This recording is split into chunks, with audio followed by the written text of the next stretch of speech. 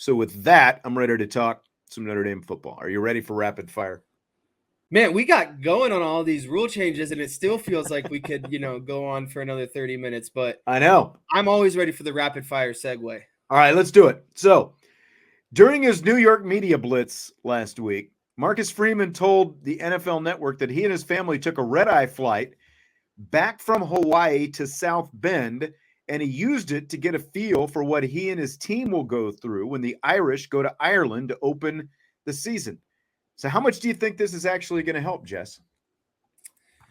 So this is a tricky one because Marcus Freeman isn't a player, right? Like at the end of the day, he's still going through the same schedule as the players, but his body isn't being taxed quite like the players. So I think that in order to make an apple to apple comparison, it's a little hard. But what I will say is I respect Marcus Freeman for going out of his way to get some sort of feel on the situation in general, even if it's not going to be the exact same because of what I was just saying, like the players the players are actually playing a game. That's much more physically demanding than what it means to be a coach. And then experiencing, that basically change of time zone when you're traveling. It's going to hit the players a little bit harder. What I'm saying is I respect Marcus Freeman as a head coach because I don't think most head coaches would still try to grasp what that feels like in general. So I think that it is beneficial because Marcus Freeman will have some sort of idea what kind of impact it has. My thing is what kind of impact, how much is that impact amplified to the players? Because again, they're the ones actually playing in a very grueling and physical matchup. And we're talking, against Navy, which is one of the more physical matchups as is already, defending the triple option, etc. So I think it's great Marcus Freeman did it. And I think it allows him to have some sort of grasp of the situation. I just don't think he'll have a full grasp of it because he's not a player himself. Well, like one of the things that, for one, there's a 6-hour time difference between Eastern time, where South Bend is, and Hawaii. There's a 5-hour time difference between Eastern time and Ireland. So you've got, 1 hour difference there. You've got about the same, because you're going to be doing the same thing. Going from Hawaii to South Bend is similar from a time difference from going to South Bend to Ireland. So you've got a lot of similarity there. And like one of the things that he talked about was, it's like, hey, get up the next day. And the way his body felt, it's like, okay, when we get there, I don't think we probably need to do a full practice that first day as much as, okay, we go through a walkthrough as we're getting acclimated a little bit and do some things a little bit different. And so from that aspect, I think it's great because again, you're talking about a very similar time difference, Hawaii to South Bend to Ireland. So I think that it's great that he was able to experience that as someone who's a little bit older and can kind of feel that because, one of the things he talked about in the NFL, like every couple of years, one of these NFL teams is going to Europe, and you've got even more of them going to Europe now with the games in Germany. And obviously you've got the London games and all that, it's like going on all the time. Those teams are always doing that, so like he said that he's kind of picked some of their brains a little bit as well to kind of talk about how they've done things. And going back to what we were talking about with the Tennessee game, part of the rationalization in this whole thing is, okay, it's like, okay, you're playing Navy in Ireland to open up the season. You're not going to put a bye week coming back, right afterwards. Instead, you're going to play an FCS team, so it like it's a bye week, but it's not a bye week. And instead you're going to have 2 bye weeks in the last month of the season later on. So, maybe it's a little bit of a roll of a dice, but that's part of the trade-off for what Notre Dame is doing by adding that FCS team, which I still really don't care for. But the fact that they've chosen to lay their schedule out this way, that's kind of the way it's going to go. Yeah. And I just kind of have to agree with that because you're essentially giving yourself I don't want to like bite my tongue later because you never know. Like, what if Notre Dame pulls a Michigan and loses to Appalachian State, right? But like, it's basically like a half bye week by scheduling the FCS opponent at that point in the season because you have a long layover. You know that the prep shouldn't be as strenuous, shouldn't be as hard. But again, like You just never know. And so you don't want, and that's what I hate is you're already creating a mindset as is, that this Tennessee State game Right. isn't as serious as what You're it could be. And saying, that's right. when catastrophic things happen, aka Yes. Michigan and Appalachian State. Yeah, in a close call against Ball State a few years back. That's exactly right. James asking why Sam Hartman had his rib removed. I'm sure you've probably maybe seen that story over the last few days after the, media blitz last week. So I guess when Sam Hartman, when he was at Wake Forest last year, he had that blood clotting disorder, and it sidelined him at the start of the season. And what they did was removed some of his rib, like upper rib cage, I believe, like up near his collarbone, so that it helped with his blood circulation to cut down on the clotting, apparently. So they removed part of this rib, and what he is now somewhat, famously, infamously, however you want to look at it, he's given it to his mom, and he wants the rib turned into a necklace. So, but that's why he had the rib removed, because it was because of this blood clotting disorder. It is up here near the collarbone someplace, and it is supposed to help the circulation of his blood to cut down on the clotting. So that's apparently why he did it. Very interesting. Would you ever have your rib turned into a necklace? I think about it, but I don't know if I could actually go through with it. I understand the concept of it, right? Like I think that kind of maybe fits, who Sam Hartman is a little bit, but it's a little weird at the same time for me. It is. It is. It's a little strange. So Brian Kelly was asked at SEC Media Days if he's closing the gap with Georgia since he's been at LSU. His answer, no, it's not. The gap is not closed. So let me ask you this, Jesse. Has Notre Dame's gap closed since Marcus Freeman has been head coach? Has the gap closed with the Georgias and Alabamas of the world? So that's a tough question, because if you look at record, you would look at 8-4, right? And you would say, no, that gap did not close. But the flip side of it for me would be Notre Dame, even though that they went 8-4 last year, since Marcus Freeman has been head coach and leading up to Marcus Freeman being a head coach, they are drastically changing the type of player that they're getting on the field. And I think that they are also drastically changing the relationship between head coach and player and what that dynamic and respect looks like on both sides. Because I think players love and respect Marcus Freeman more than they loved and respected Brian Kelly. Brian Kelly basically just said, here's how it's going to be. You're going to listen to me. And if you don't like it, well, that's going to be basically the end of that, right? Like it's just tough cookie at that point. But I think there is more of a dialogue between Marcus Freeman and his players and a clear expectation of what the standards are going to be. And Marcus Freeman is going to do everything in his power to help you get, to where they need you to be on the team. And so when you take those things into consideration, again, the recruiting, the level of talent on the field, the players, etc., I think that the gap has closed in those regards, but we haven't quite seen it yet in terms of record. But I don't think that Marcus Freeman should be held to the hook as what his record was being a first-time head coach at the University of Notre Dame. So I will say that the gap has closed. I don't know if it's closed drastically, but I do think that they've made steps towards making that gap close. Yes, I agree with that.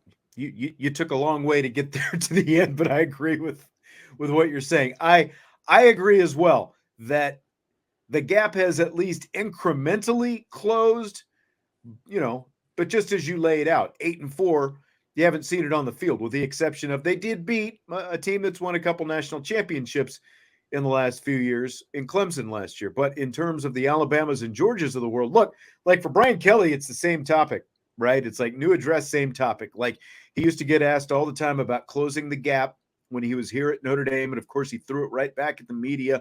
No one was supposed to ask him about that. He got ticked off about it. And now he's down at LSU and he's getting gap closing questions, and I think that's just kind of what it is. But he's also doing his Brian Kelly thing. He's keeping expectations as low as possible and, trying to go from there so that everything looks like a big accomplishment if he's able to get there. To what you were saying, like, I agree with everything that you're saying, relationship wise that Marcus Freeman is doing. We've talked before about, look, Notre Dame might not be quite yet getting the 5-star elite players yet, but Marcus Freeman's blue chip ratio, the percentage of 4- and 5-star guys that he has been recruiting so far and getting commitments from and signed obviously last year, compared to Brian Kelly's, Marcus Freeman's blue chip ratio is 20% higher than what Brian Kelly was doing. So while, it might only be incrementally, but I think that, they're like, the gap is starting to close. It's where Marcus Freeman can keep it going. Can he keep it going? Can he continue to up the ante with the kind of quarterback recruits that he's bringing in? Because I think that that's where you can offset a lot if you start getting bigger hits with the quarterbacks like they're getting. And, they're already doing a good job of that. Get a bigger hit with the quarterbacks, then you're gonna, not just inch it, you're gonna gain a few yards on them. But so I think they're starting to, but there is still a ways to go to truly get there, to catch up with those schools. Yeah, and I think, sorry, just to add one more thing that I left Sure. out. I think another major difference between Brian Kelly and Marcus Freeman is Marcus Freeman owns his mistakes and lives up to his mistakes and is accountable for his mistakes.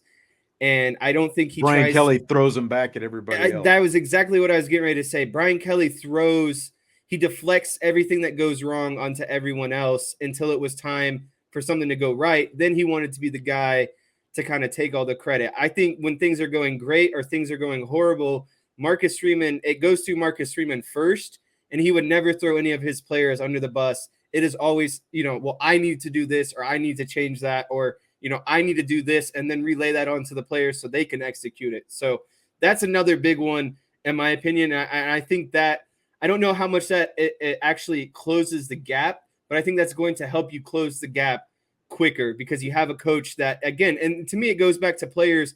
They're going to want to play for someone more so and give more hard work and effort for someone that they know is going to have their back at the end of the day. Right.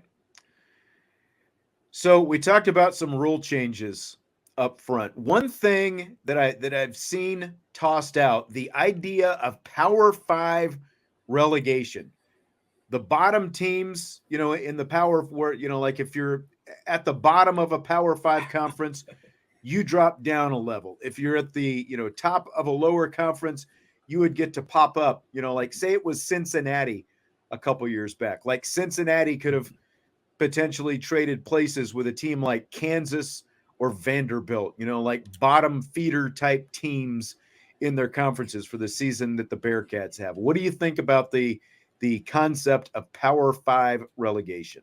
I'm going to go out and say, while the idea sounds cool, I just think there's too many logistics and too many overall teams to make it happen, because you see relegation happen primarily in like soccer, but the pool of teams is much smaller, right? And so I like it. To me, it's like you can't really relegate to a different conference because I think there's too many logistical issues. Like, what if a team is really bad at football but really good at basketball? Like, are you only relegating per sport? So like maybe you have a team that's, not in a Power 5 conference for football, but is in a Power 5 conference for basketball. So the only way that I think that you could accomplish this is if you had like a top and bottom tier within the same like conference. Like if the ACC had like a ACC, like a top conference, like a top and bottom tier, and maybe you get relegated to those based off of, performance and everything. And as big as the conferences are getting, you could easily do that. You could have, like the upper division and the lower division, basically. Yeah. And so I don't think that you could cross, conference lines because of what I was talking about. Like there's Right. just too much disparity between every sport.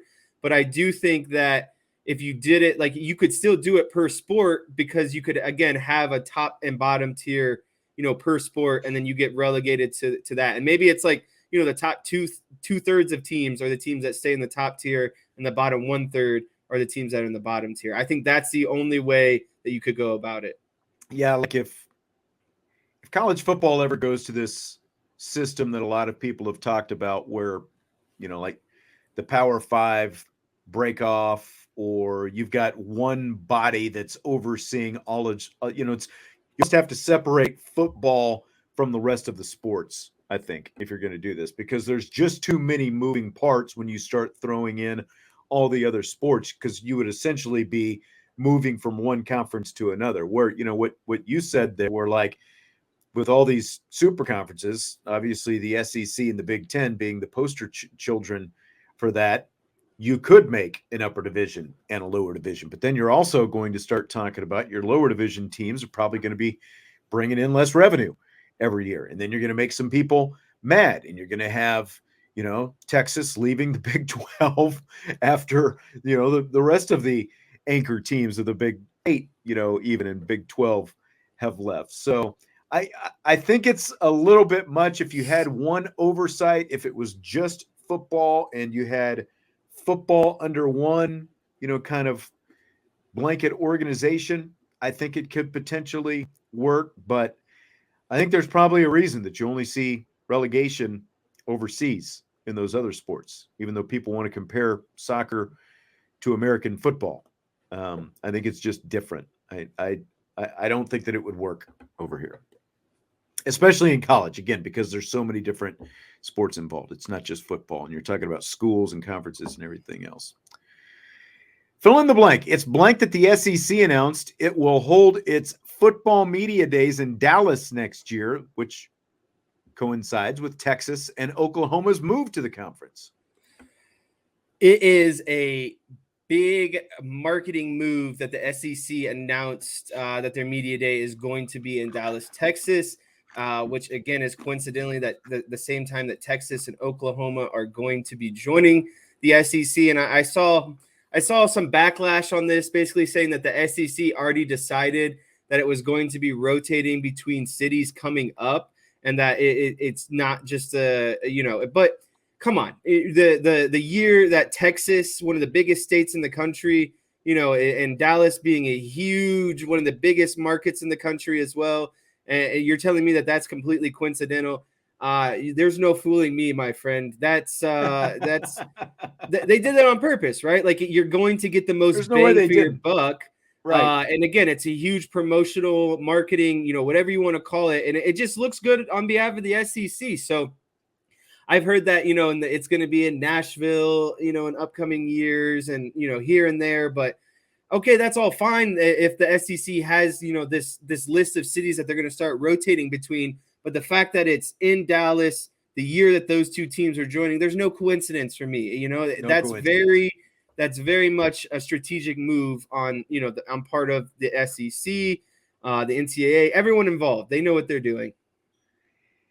Yeah, from the minute the Big Ten, or the Big Ten, from the minute Texas joined the Big 12, they had a way of making everyone around them mad. And they had a way of, because basically it was always about Texas.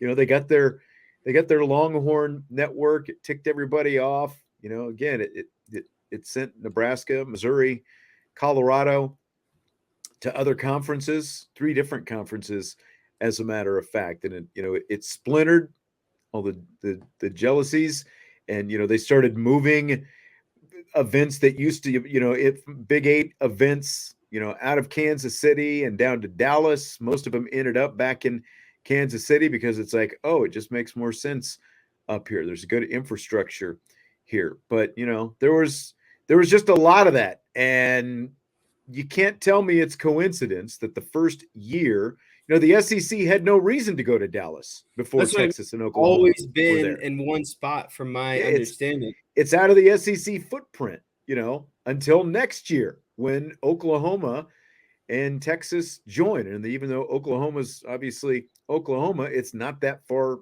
north of the Metroplex down there. So you can't tell me it's just coincidence that it's happening. And Texas already getting its burnt orange flex on, joining the SEC next year. So this is going to be the final season for Texas and Oklahoma in the Big 12. And, of course, you've got USC and UCLA in the Pac-12, set to join the Big 10 next year. When you look at the value of schools joining new conferences, do you think that market size or the brand of the school is more important? To me, this is and hopefully I don't offend anyone. This is an easy answer for me because without the brand, there's no market, right? Like if USC isn't who they are, they don't establish the market because their brand hasn't traveled across. Like they haven't established a successful program and a program of winning essentially. So I think that you have to establish yourself as the school first, create the brand, and because of what you've created as a brand, you've created the market because more people want to watch you, right? Like more people want to, they're enthralled by good football, good baseball, good basketball, whatever it might be. In this case, obviously, football is the driving decision for mainly everything. If you don't have a good football program and you don't have sustained success, and you haven't made it to playoffs, you haven't won national championships, etc., well, then there's no real market because who's going to be a fan of you? No one really supports a team that's just downright, bad every year. So to me, the market is set by the brand, and that's kind of where I'm going to leave that at. Yeah, Chi-Town asks if we're talking about prestige or money because that's two different answers. Well, I get what you're saying there, but the point is Notre Dame is arguably the biggest brand in all of college sports, and it's in South Bend, Indiana. It is not in a major market. Whereas, especially when we start talking about, what's all this conference realignment about? It's not about prestige. It's about the money that schools are able to generate. And look at Texas and Oklahoma. They're not in major markets. Look at Alabama, Tuscaloosa. Look at Georgia, Athens. USC is a little bit of an outlier because they happen to be in Los Angeles. Now, USC and UCLA leaving for the Big Ten is a big deal because it leaves the second biggest media market in the country. Like that really hurts the Pac-12 in terms of their media negotiation. But for the rest of college football, or college sports, college football being the bus driver, it is predominantly about the brand that generates the revenue as opposed to the market that the brand comes from. In professional sports, it is predominantly about the market size because the market size that you are in it sets the value that you are able to generate from your media contract. But in college sports, it is much more about the brand than it is the market because, again, like Alabama, Notre Dame, Texas, go on down the list. Again, Georgia, Clemson, as long as they're a big commodity. Florida State, when they're good. Tallahassee is obviously not a big market. It is much more about the brand and what you can do with that brand, what that brand means to what you're adding it to that is going to be the one that generates the revenue, not the market size. That's kind of my point. Brent Venables took a shot at Deion Sanders at Big 12 Media Days. Quote, "I was unlike Deion. I gave guys 12 months of grace to figure it out," end quote. Of course, he's talking about how Deion Sanders, ran off so much of the Colorado Buffaloes when he took over. So are Venables' comments fair or foul? This is another easy one for me. I think his comments are completely foul. I honestly don't think he has any grounds to make those sort of comments because I am under the big impression, and I go through this a lot. And granted, my stakes aren't nearly as high. I coach 7 to 9 year olds in baseball. But the thing that irritates me the most is when another coach tries to tell me how to coach my team. And I think that that's just a line no matter what sport you're in, what age group you're in, you're the coach of that team. You make the decisions. You were hired by people who trusted you to make those decisions. And so I just don't think he has any legs to stand on, essentially. And I think another point to further validate my argument is it's not Brent Venables' head coaching career. It's Deion Sanders' head coaching career. He's in the driver's seat for how he wants to, essentially build a successful roster. It's not Brent Venables' record at Colorado that's impacted by what players he does and doesn't keep. It's Deion Sanders. And so I think that Deion Sanders can do what he wants to do because he's the one that has to go through the repercussions or the benefits of it or the criticism or the praise for it. It's no one else. So I just think it's completely foul. Yeah, I agree. John Christophic is on the other side. He says it's fair. And, again, like Deion Sanders is polarizing, but I think it's funny. And I agree that it's foul, but it's funny because Oklahoma hadn't had a losing season since 1998 before Brent Venables took over and led them to a thud of a 6-7 record last year. So they had their first losing season, and that's after going 11-2 the year before. Brent Venables inherited a program that had gone to New Year's Six Bowls in 5 of the 6 previous seasons. And again, they won 11 games the year before he took over. Lincoln Riley left the cupboard. He took some guys with him, obviously Caleb Williams being the most notable, and they also lost Spencer Rattler, but there was still a pretty good roster intact at Oklahoma. And Brent Venables goes 6-7 after a team had won 11 games the year before and gone to a New Year's Six Bowl. Colorado hasn't been to a New Year's Six Bowl in more than 20 years. They went 1-11 last year. So there's a pretty big disparity in the kind of rosters that Brent Venables inherited at Oklahoma last year and the one that Deion Sanders inherited at Colorado this year. So, there was a lot more work, for Deion. Right, like Colorado was in the dumper and Oklahoma was riding. It's probably some of the best highs that it's had. There was no reason for Brent Venables. Like Brent Venables had, a security blanket, basically. Like he didn't have to run it. He's like, I gave him 12 months grace period. Well, it's easier to give 12 months grace period when you take over the kind of roster you took over compared to the one that Deion took over. Now, again, you can say, was it a little bit extreme or even, a lot extreme the way Deion did it? Of course, you can make that case, but Brent Venables didn't need an overhaul. Deion Sanders needed an overhaul, and he performed his overhaul within, the parameters of the system he was given. Deion Sanders wasn't told to come in and have another losing season. He was asked to come and do what he needs to do to change things around, and that's what he deemed necessary to turn things around. He knows what good players look like. He's a good player himself. He's coached good players. He knows it with that roster, with the set of players he has, whether or not he can turn it around. And he made the decision that I can't turn it around with this group of players. I need, more talent. So, I mean, again, did he go about it in the best way? Probably not. But I mean, I would have probably done the same thing myself. Obviously, if a team's going 0-12, 1-11, whatever it was Colorado was doing, they don't have the players suited to win. And Deion Sanders is getting the players to turn that around. Yeah. All right, last question tonight. Fill in the blank. It's blank that Richard Sherman is reportedly a candidate to join Skip Bayless on his FS1 debate show, Undisputed.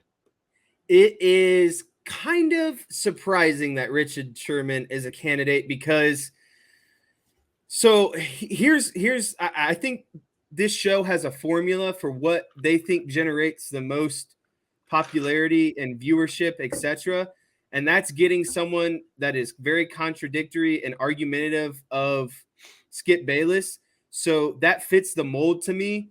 But Skip Bayless has proven that can only last for so long, and then he drives that person out. And I think Richard Sherman is a lot less patient and I guess maybe strong, opinionated, that I think they're going to clash heads even quicker, and it would lead to quicker disputes. And essentially what we saw with Shannon Sharp, it would just be escalated at a more rapid pace. So again, I know that they're trying to, fit into this formula that they've seen have success before, But Richard Sherman is again, is not as calm and won't be as calm as Shannon Sharp was for as long as he was. I mean, he seems just as strong-willed and overly opinionated, if not more so, than Bayless himself. And like you said, like Bayless obviously went his way, and it's like the list is very like apparently they've had a hard time even getting to Richard Sherman on this list, of like people that they've talked to. Nobody wants to work with the guy, so I'm sure if they throw a big bucket of money at Richard Sherman, who's obviously already doing some work in TV, and again, it's like this is a guy who, is like hyper opinionated himself. I think it I is don't know. kinda, It might be entertaining for a while, but like you said, the staying power, I have a hard time seeing. yeah, and someone said it's kind of comical. It is kind of comical, and nothing against Richard Sherman, but if that's how far down the list you have to go of people with experience, because Richard Sherman doesn't have a ton of experience, I think it shows that no one wants to work with Skip Bayless, right? Like, who would want to work with Skip Bayless? Yeah, and that's kind of where you are, and like you look at since Stephen A. and Bayless have gone their separate ways. Now, Stephen A. has obviously gone through some different hosts as well, but like he's at a place now with kind of the way it is. There's at least it seems like a working mutual respect that he has for the people who are on his show that has not been the same. When you look at how Skip Bayless has done his business on his show. So I have a hard time seeing it work in the long haul. Maybe they just need to do what Stephen A. Did for what, like just bring in a rotating cast so you don't have to have the same person sitting there every day, so you don't wear each other out, like when it was him and Shannon Sharp. I don't know. I'm still curious to see where Shannon Sharp ends up. I know we haven't heard anything on that yet, but there've been some rumble. Like I've heard like some different, maybe on an NFL, show or something like that. I would think that he'll be someplace this season by the time it's all said and done. No, I do too. All right. Well, we're going to wrap it up with that. Appreciate you joining us here tonight. As always, if you would hit that like button on your way out.